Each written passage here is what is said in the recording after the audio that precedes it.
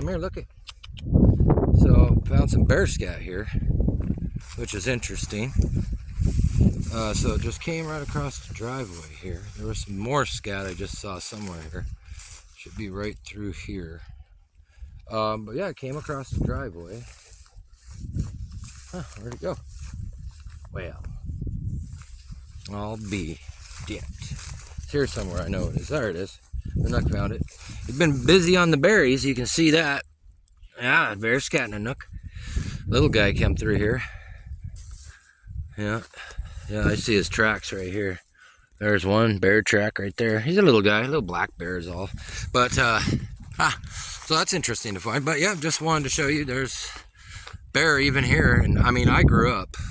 You can kind of see those mountains over top of the hill there, over top of those tree lines. This is the whole mountain range I kind of grew up in, all the way down to about that one you see over there. My house is about right over that way, about 5 miles back up into the mountains there. So this is where I grew up, and we dealt with black bears and mountain lions all the time. And this just happens to be down the road a little bit from where I originate. So pretty familiar with this area.